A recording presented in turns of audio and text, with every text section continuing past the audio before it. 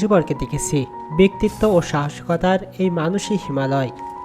এইভাবে আমরা হিমালয় দেখা যেতে পারি। এইভাবে আমার হিমালয়ও দেখা হয়ে গেল। কিউবার সমাজতান্ত্রিক বিপ্লবের নেতা ফিদেল কাস্ত্রো 1973 সাল থেকে চতুর্থ শীর্ষ সম্মেলনে আলজেরিয়ার রাজধানী আলবেরিয়ার শেখ মুজিবুর রহমানকে উদ্দেশ্য করে এই কথাটি বলেন। শেষ কথন, হিমালয় উচ্চতা সম্পূর্ণ এমন একজন মানুষ বঙ্গবন্ধু শেখ মুজিবুর রহমান। অসমাপ্ত আত্মজীবনীতে রয়েছে তার গঠনশিল্পী বক্তব্য, মর্ম, ব্যথা। তিনি রাজনীতির কবি বা পিওট অব পলিটিক্স। কবিগুরু রবীন্দ্রনাথ ঠাকুরের আত্মজীবনীমূলক রচনা জীবনস্মৃতিতে লিখেছেন যখন তার জীবনে ২৬ বছরের কর্ম সবে শেষ করেছেন। তাকে সম্পূর্ণভাবে জানতে হলে ভ্রমণ করতে হবে তার সৃষ্ট নাটক, উপন্যাস অথবা কাব্যগ্রন্থ। লেখক তার আত্মজীবনী যেখানে শেষ করেছেন সেটিও পূর্ব বাংলার রাজনীতিতে একটি গুরুত্বপূর্ণ অধ্যায়। পূর্ব বাংলায় তখন পাকিস্তানি শাসকদের শাসন প্রবর্তিত হয়েছিল। ৯২ ধারা জারি। বঙ্গবন্ধুকে জেলে নেওয়া হয়েছে। অনেকটা সময় কারাগার ভোগে তিনি জেল থেকে বেরিয়ে দেখল পূর্ব বাংলার মানুষের উপরে হত্যা, নিপীড়ন চলছে। সিদ্ধান্ত নেন কিছু একটা করতেই হবে এবার। বিচ্ছিন্নভাবে এককালে যে প্রতিবাদ আন্দোলন চলছিল তা আর নয়, একটি বিশাল মঞ্চ গড়ে তুলতে হবে। তিনি লক্ষ্য করলেন শেরে বাংলা একে ফজলুল হকের কর্মকাণ্ডকে। তিনি যুক্তফ্রন্টের আদর্শ এবং উদ্দেশ্যকে মান্য না করে বিপরীতে কিছু পদক্ষেপ নিয়েছিল। আর এই জন্যই শেখ মুজিবুর রহমান তার বিরুদ্ধে অনাস্থা প্রস্তাব আনার জন্য প্রস্তাবিত হয়েছেন। এটি তার জীবনের একটি তাৎপর্যমূলক ঘটনা। একটু উপলব্ধি করার চেষ্টা করুন। শেরে বাংলা একে ফজলুল হকের মতো ব্যক্তিত্বও তিনি সমালোচনা করে ব্যস্ততার বাস্তবতার সম্মুখে দাঁড় করিয়ে দিয়েছেন। যতখানি রাজনৈতিক দৃঢ়তা এবং চেতনার প্রয়োজন তাই শেখ মুজিবুর রহমানের মধ্যে ছিল। ঠিক এই জায়গাটিতেই অসমাপ্ত আত্মজীবনী শেষ হয়। অন্যান্য গ্রন্থ আগরতলা ষড়যন্ত্র মামলায় বঙ্গবন্ধু লেখা রয়েছে যা এক সময় প্রকাশিত হবে। স্মৃতির পাতা থেকে এই শিরোনামটি বঙ্গবন্ধু নিজেই দিয়েছেন। এই বইটি একসময় প্রকাশিত হবে। চীন ভ্রমণ নিয়েও বঙ্গবন্ধু লিখেছেন, এটাও একসময় প্রকাশ করা হবে বলে জানিয়েছেন বঙ্গবন্ধুর কন্যা প্রধানমন্ত্রী শেখ হাসিনা। ১৯২০ সালের ১৭ই মার্চ বাবা শেখ লুৎফর রহমান, মা মুসাম্মদ সায়রা খাতুন শিক্ষা জীবন শুরু করেন গিমাডাঙ্গা প্রাথমিক স্কুলে। চতুর্থ শ্রেণীতে ভর্তি হন গোপালগঞ্জ পাবলিক স্কুল।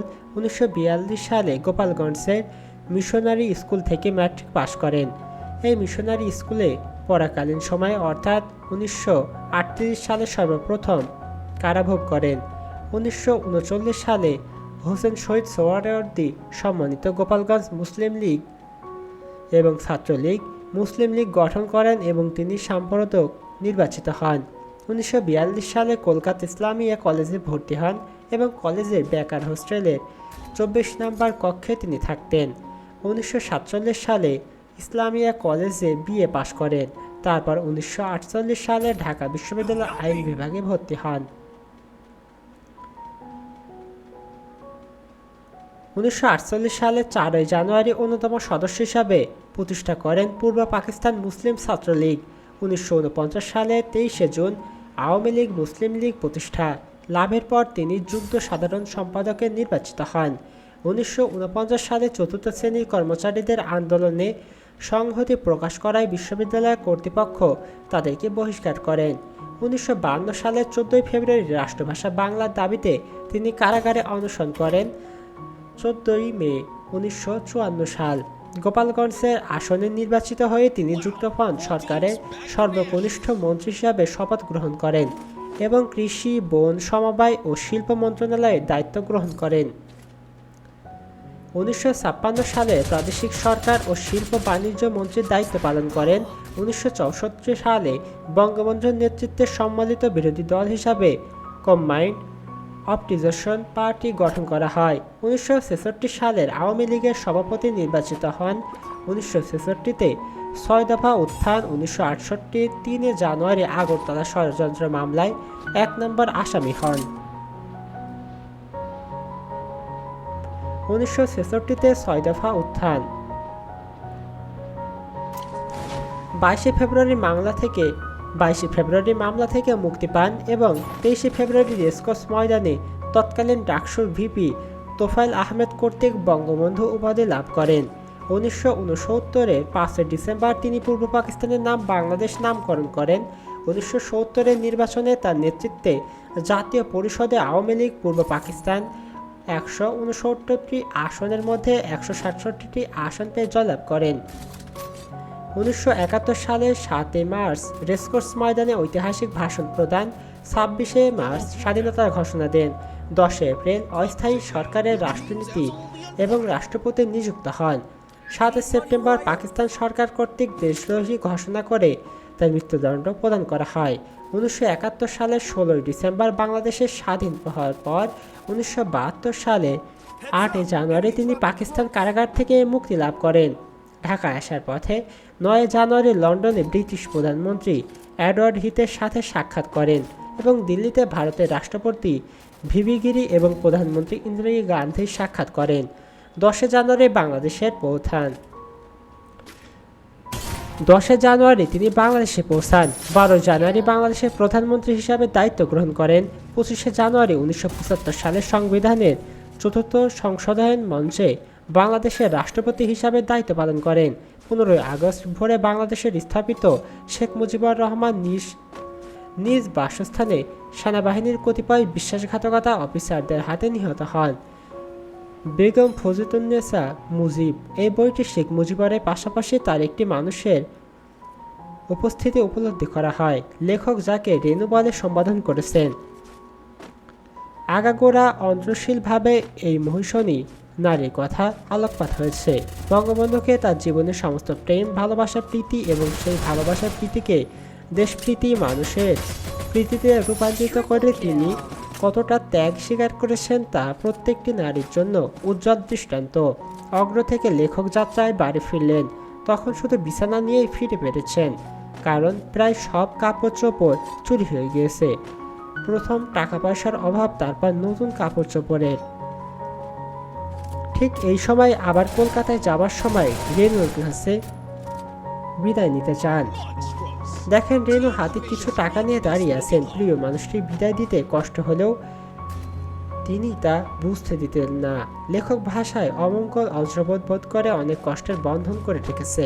শুধু বলল, একবার কলকাতায় গেলে আর আসতে চায় না, এবার কলেজ ছুটি হলে বাড়ি এসো। 7 মার্চ দেওয়ার আগেই চিন্তিত বঙ্গবন্ধু বেগম মুজিবকে বলেছিলেন, আল্লাহর নাম নিয়ে তোমার মন দিল। আমি হিমালয়ের পর্বতমালা দেখিনি, কিন্তু আমি শেখ মুজিবুরকে দেখেছি। ব্যক্তিত্ব ও সাহসিকতার এই মানুষই হিমালয়। এইভাবে আমরা হিমালয় দেখা যেতে পারি। এইভাবে আমার হিমালয়েও দেখা হয়ে গেল।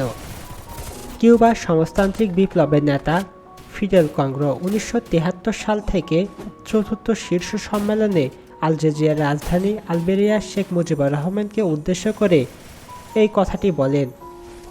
শেষ কথন, হিমালয় উচ্চতা সম্পূর্ণ এমন একজন মানুষ বঙ্গবন্ধু শেখ মুজিবুর রহমান। অসমাপ্ত আত্মজীবনীতে রয়েছে তার গঠনশিল্পী বক্তব্য, মর্ম, ব্যথা।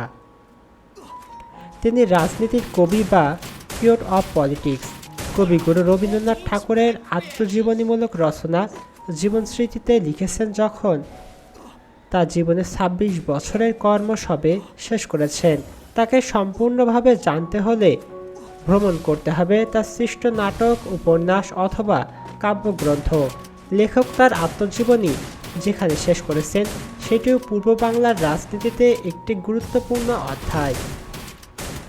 পূর্ব বাংলায় তখন পাকিস্তানি শাসকদের শাসন প্রবর্তিত হয়েছিল। 92 ধারা জারি। বঙ্গবন্ধুকে জেলে নেওয়া হয়েছে। অনেকটা সময় কারাগার ভোগে তিনি জেল থেকে বেরিয়ে দেখল পূর্ব বাংলার মানুষের উপরে হত্যা, নিপীড়ন চলছে। সিদ্ধান্ত নেন কিছু একটা করতেই হবে এবার।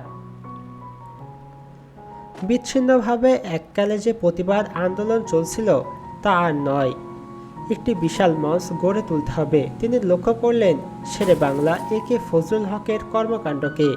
তিনি যুক্তফ্রন্টের আদর্শ এবং উদ্দেশ্যকে মান্য না করে বিপরীতে কিছু পদক্ষেপ নিয়েছিল। আর এই জন্যই শেখ মুজিবুর রহমান তার বিরুদ্ধে অনাস্থা প্রস্তাব আনার জন্য প্রস্তাবিত হয়েছেন। এটি তার জীবনের একটি তাৎপর্যমূলক ঘটনা। একটু উপলব্ধি করার চেষ্টা করুন, শেরে বাংলা একে ফজলুল হকের মতো ব্যক্তিত্বও তিনি সমালোচনা করে ব্যস্ততার বাস্তবতার সম্মুখে দাঁড় করিয়ে দিয়েছেন। যতখানি রাজনৈতিক দৃঢ়তা এবং চেতনার প্রয়োজন তাই শেখ মুজিবুর রহমানের মধ্যে ছিল।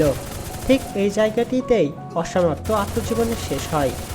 অন্যান্য গ্রন্থ আগরতলা ষড়যন্ত্র মামলায় বঙ্গবন্ধুর লেখা রয়েছে, যা এক সময় প্রকাশিত হবে।